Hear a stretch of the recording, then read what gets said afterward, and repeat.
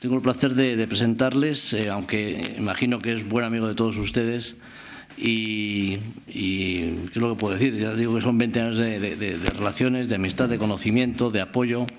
Realmente, cuando aterricé yo en el tema cubano en el año 90, encontré pocas voces en el Partido Popular que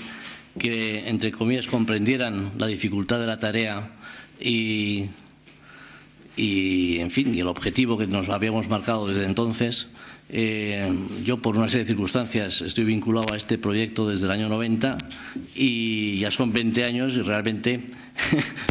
lo veo con una distancia terrible y admiro desde luego la gente que lleva, no solamente desde el año 90, sino desde el año 59, ¿no? Porque ya es una paciencia y una perseverancia y una persistencia impresionante, ¿no? Pero, como digo, desde el principio fue Teófilo una de las personas que más me alentaron, que más me comprendieron, que más me apoyaron. Y yo esa bandera la levanté de una manera muy intensa hasta el año 96 dentro del Partido Popular y desde el 96 al día de hoy en la Fundación Hispano-Cubana. Es decir, que siempre he tenido en Teófilo una compañía, un reconocimiento. Ha sido además compañero mío en el Congreso de los Diputados en 3 legislaturas. Él era siempre una referencia constante y permanente porque, si no lo saben, yo se lo digo, Teófilo es el típico personaje que supuestamente está en segunda o en tercera fila, pero mientras van cayendo las primeras y las segundas, él sigue siempre. Y además siempre muy bien ubicado y con una gran capacidad de influencia y de perdurancia, ¿no? Porque tiene la habilidad de ser un hombre positivo, de ser un hombre trabajador, de ser un hombre que siempre tiene la palabra justa y que evita los conflictos cuando son totalmente innecesarios. En este caso, en el caso de Cuba, no es que evite el conflicto existe y lo que él trata, como hemos tratado tantos de nosotros, es de aportar lo mejor de su saber en favor de la libertad y la democracia en Cuba, ¿no?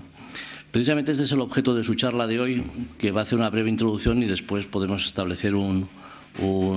pequeño diálogo que consiste básicamente en qué es lo que desde el Parlamento español se puede hacer para aportar elementos de apoyo en el camino hacia la democracia en Cuba. El Parlamento español es una institución compleja, pero tiene sus, digamos, mecanismos y sus recovecos para poder tomar iniciativas en favor de la democracia. Hay otros diputados que o bien se oponen a esto o bien pasan del tema, pero no es el caso de Teófilo, que yo creo que se lo toma muy en serio y yo creo que ha dado un giro en las posibilidades que el Parlamento tiene en esa dirección. Hay que decir que estoy convencido, y él lo explicará, que le habrá pasado como a mí, que habrá encontrado apoyos, incomprensiones y hostilidades. Y de esto es una cosa llamativa, es decir, que haya hostilidades a todas las iniciativas que se puedan tomar en favor de la democracia, gente que se supone que es de izquierdas, de centro o de derecha, pero que sin embargo están en otra onda, en otro ámbito, que muchas veces, en el mejor de los casos, son, digamos, en fin, pasan del tema, les da lo mismo, eso no es un problema suyo. Y en otros hay una auténtica hostilidad y militancia adversativa. Yo me he encontrado la mayor parte de ellos en la izquierda, pero también muchos de ellos en la misma derecha, ¿no? Gente que realmente, pues, yo he llegado a oír de manos de un prócer, de un histórico, que meternos con Fidel Castro era, en el fondo, ponernos al servicio de los norteamericanos, y que esa no era nuestra guerra. Yo la verdad es que eso es un tipo de la derecha clásica española, no de la derecha liberal o de la derecha conservadora, sino de la derecha más bien proveniente de los azules y tal, ¿no? Pero bueno, muy influyente y que tenía una posición tanto en el Parlamento como en el gobierno de Aznar, como en la política española, ¿no? Y bueno, pues con ese tipo de compañeros de partido hemos tenido que navegar y seguro que sigue navegando también Teófilo, aunque yo imagino que esto con el tiempo se ha ido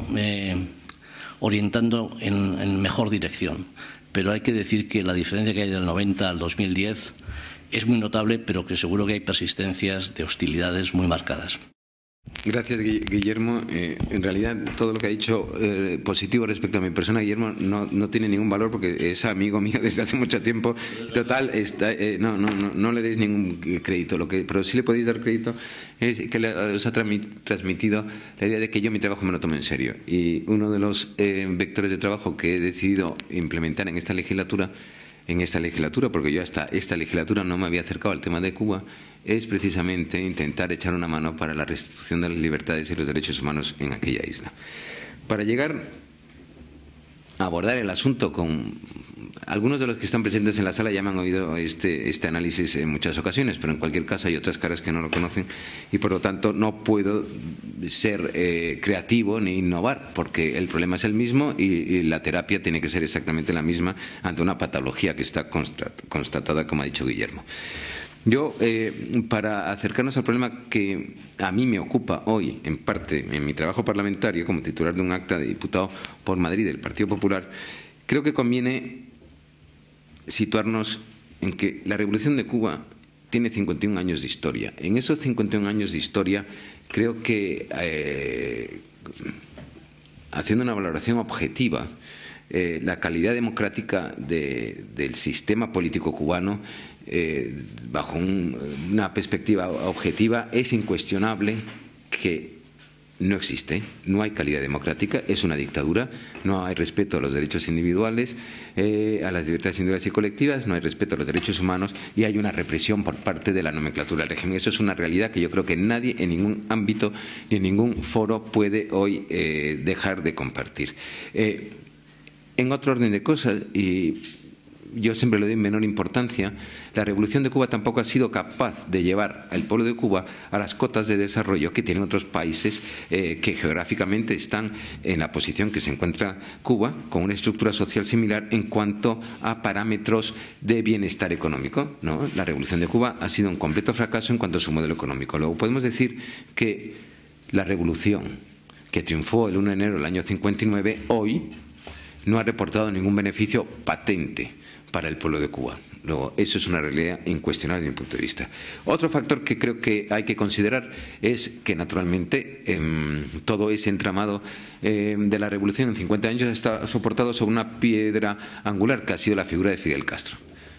Se ha producido la enfermedad del líder de la revolución y se ha producido una sucesión hereditaria en una república, que es algo bastante atípico. El perfil de Raúl Castro, que es el actual jefe del Estado, no es el del líder de la revolución y eso es un factor también a tener muy presente. Creo que tampoco se debe obviar que en estos momentos ha habido un cambio en la presidencia de los Estados Unidos, que eso también en todo este universo introduce una dinámica distinta. La prueba es que en efecto el presidente Obama desde el primer momento ha tomado una serie de medidas, de acercamiento, una serie de medidas de dulcificación de las relaciones, una serie de medidas que en ningún caso han sido respondidas con el más mínimo gesto por parte de la dictadura de los hermanos Castro. En todo este análisis creo que es bueno también comprender que, por lo menos yo siempre juego con ese valor, cuando hay que contribuir a divulgar o cuando hay que encontrarse con la prensa o con la opinión pública, que es una realidad incuestionable, y es que la revolución del 26 de julio y el señor Fidel Castro y algunos de los líderes que entonces bajaron de Sierra Maestra para entrar en el gobierno de La Habana son iconos mediáticos del siglo XX. Eso es una realidad incuestionable. Hay una desinformación enorme y en gran parte, y Guillermo ha hecho referencia a alguna falta de comprensión y compañía, una parte de la opinión pública en Europa, fundamentalmente, se ha quedado con aquel recuerdo romántico de unos guerrilleros que bajaron de una sierra, que habían sacado pecho ante el imperialismo americano. Y lo que no saben es que de aquello a lo de hoy ha habido una mutación por el medio, y de lo que unos jóvenes románticos pretendían acabar con una dictadura para llevar al pueblo de Cuba a un nivel de desarrollo, esa mutación les ha convertido en unos tiranos que han hurtado la libertad, los derechos humanos y al final la soberanía que debe de radicar y que radica en el pueblo de Cuba, como cualquier demócrata acepta, la ha hurtado del pueblo y se le ha quedado la nomenclatura. Ya, por lo tanto, es desde la cúpula del poder desde donde se ejerce la soberanía que debe de radicar en el pueblo. Y creo que el objetivo de quien quiera ayudar a conseguir un mejor futuro para el pueblo de Cuba, lo que tiene que hacer es, desde los principios de la democracia, trabajar para la restitución de esa soberanía que le ha sido hurtada al pueblo de Cuba.